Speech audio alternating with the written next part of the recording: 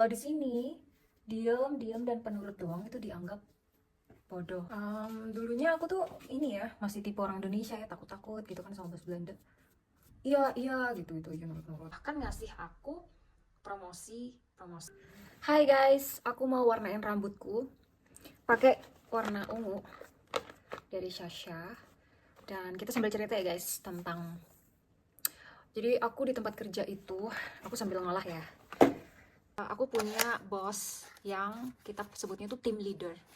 Jadi aku langsung diatasin sama bosku ini yang adalah orang Belanda asli, dimana dia sebenarnya orangnya baik banget dan saya bersyukur sih punya bos baik kayak gini. Bosku juga apa ya, kayak bisa sensitif gitu loh sama kebutuhan-kebutuhan anak buahnya. Jadi kita semua seneng yang di timnya dia. Jadi ada beberapa bos gitu ya guys, ada beberapa tim leader yang mengepalai pegawai-pegawai kontraknya di perusahaan aku namanya ES Watson. Perusahaan ini tuh terbesar ya di Belanda sendiri.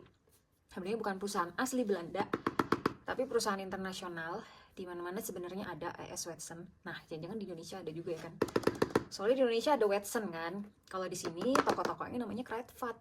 Jadi kalau kalian misalnya ke Belanda ke drugstore itu ada Etos, ada Kruidvat. Nah, Kruidvat itu yang paling gede gitu di Belanda. Jadi di setiap kota bahkan bisa ada satu atau dua Kruidvat tergantung besar kecil kotanya. Terus aku sendiri itu guys kerja di bukan di toko tapi di penjualan online-nya yang ngirim-ngirim barang gitu ya guys. Nah, aku udah lama sih kerja di sini. Jadi ya puji bersyukur gaji naik terus ya, karena di Belanda mereka juga harus ngikutin sistem dari negara ini gitu. Jadi uh, minimum wage-nya ngikutin gitu kan, semua peraturan-peraturan ngikutin gitu. Jadi kayak gitu juga ada holiday yang dibayar ketika kamu holiday. Aku udah pakai 2 ya guys, Sashanya kayaknya kira-kira 2 aja cukup. Terus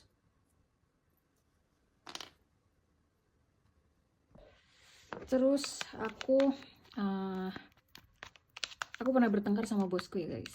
Jadi bosku ini mengepalai sekitar mungkin hampir 20 orang dalam satu tim. Tapi kita itu total ya, jadi aku tadi bilang ada banyak tim leader. Ada sekitar 200, kok bisa nyampe 200 orang dalam satu gedung ya guys. Kalau lagi sibuk-sibuknya gitu.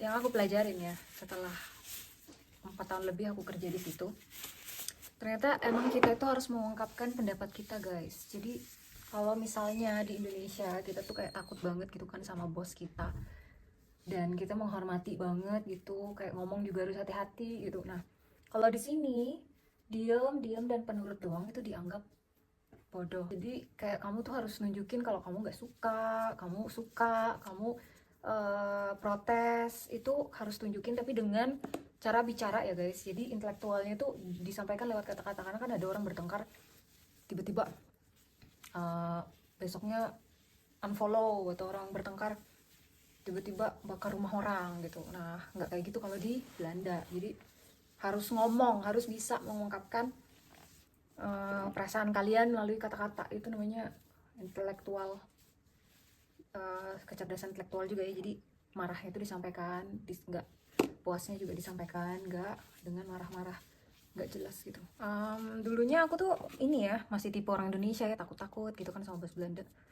Iya iya gitu itu aja nurut-nurut gitu. Tapi ada satu waktu aku ternyata merasa, kok aku merasa gitu loh, kok aku kayak diperlakukan kayak aku juga waktu itu aku pengen dapat les ya guys, tapi aku belum dikasih les sama bosku.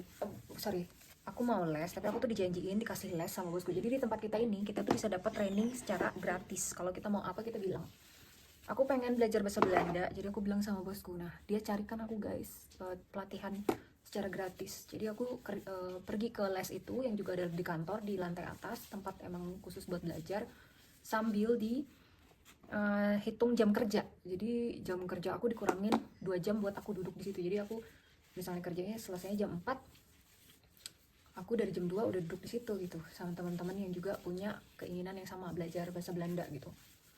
Nah, tapi kepastiannya tuh buat les aku tuh kayak, karena semua orang juga pengen ya guys, jadi kayak itu kan kamu duduk dibayar gitu. Les kamu belajar sesuatu dibayar gitu, jadi semua orang juga pengen gitu. Nah, aku rebutan sama semua orang dalam arti aku nunjukin interest aku sama bos aku, dan aku selalu nanya-nanya, Ya karena aku selalu nanya-nanya, akhirnya bosku juga ngelihat kalau aku tuh pengen banget dan aku antusias banget gitu. Satu waktu aku dengar dari temen aku kalau kita itu bakal nggak jadi les gitu, atau kita jadi les tapi aku nggak masuk di dalamnya, dan temen aku juga nggak. Wah, itu aku langsung marah-marah sama, bukan marah sih guys, maksudnya aku ngungkapin aku kecewa gitu, aku nggak mau, aku soalnya udah pengen banget gini. Justru malah kayak gitu tuh malah dilihat sama bos aku tuh kepengen banget, dan malah tenang-tenang gitu, malah disalurkan.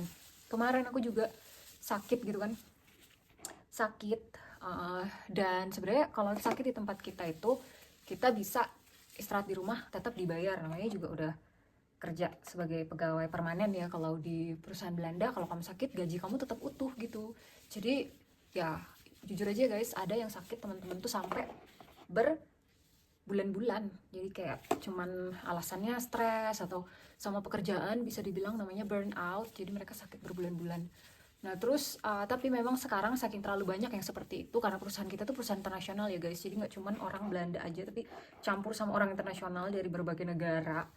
Di Belanda tuh banyak banget gitu kan, karena kebanyakan guys yang sakit banyak dari orang-orang internasional di tempat kita gitu kan. Jadi mereka tuh mikirnya mungkin lumayan lah kayak istirahat di rumah gitu kan, atau istilah kayak liburan tapi dibayar, padahal belum tentu benar-benar sakit. Aku juga nggak berani ya guys kalau bilang mereka mungkin belum tentu benar-benar sakit ya guys, kalau ternyata mereka memang sakit. Cuman akhirnya tuh kayak banyak banget yang tiba-tiba sakit gitu loh di tempat kerja aku. Jadi akhirnya mungkin mereka merasa rugi ya, karena orang sakit berbulan-bulan gitu dibayar gajinya tetap, sementara kita harus hire orang lain lagi gitu kan yang untuk gantiin kerjaan mereka, terus bayarin mereka juga sakit gitu.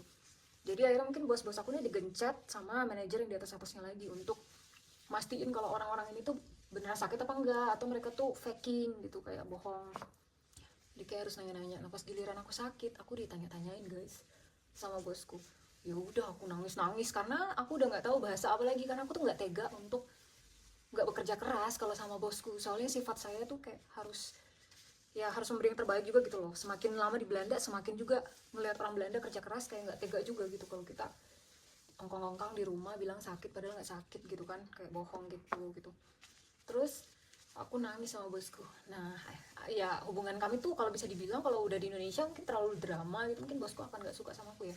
Tapi nggak taunya malah pas diajak ketemuan setelah sakit 1 minggu, aku izin di rumah aja gitu, terus diajak ketemuan, terus dia malah kasih, bisa dibilang kayak kerjaan lain buat aku gitu, yang lebih gampang dan diingini oleh semua orang. Jadi aku sebenarnya nggak pernah minta di pekerjaan ini.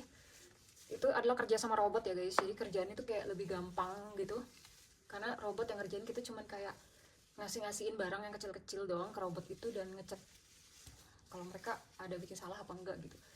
Jadi aku dibilangin nanti kamu kerja di robot ya gitu, karena dan kamu bilang Aprilia kalau ada yang aku bisa bantu untuk meringankan pekerjaan kamu di sini gitu, karena dia kayak nggak mau kita sakit lagi, maksud dia itu. Terus juga aku kan selama ini nggak pernah sakit guys, kayak udah 3 tahun kerja sama bosku ya, karena sebelum satu tahun sebelumnya tuh aku kerja lewat agency, setelah itu aku direcruit langsung sama perusahaan, udah kayak hampir 4 tahun juga, 3 tahun setengah lah gitu. Jadi aku tuh sebenarnya ada kesempatan kalau aku mau untuk bilang aku sakit nggak enak badan dikit, padahal cuma capek doang, bilangnya sakit gitu kan. Tapi aku nggak gitu. Jadi mungkin bosku juga ngelihat, karena aku percaya sih guys kalau kita ngelakuin sesuatu dengan benar gitu ya pasti juga ada berkatnya juga buat kita. Nggak mungkin sama dengan orang yang ini, kalau orangnya beneran sakit beda cerita ya, tapi kan masa bisa sekalian nih sakitnya banyak kan di tempat kita waktu itu, waktu sekarang gitu.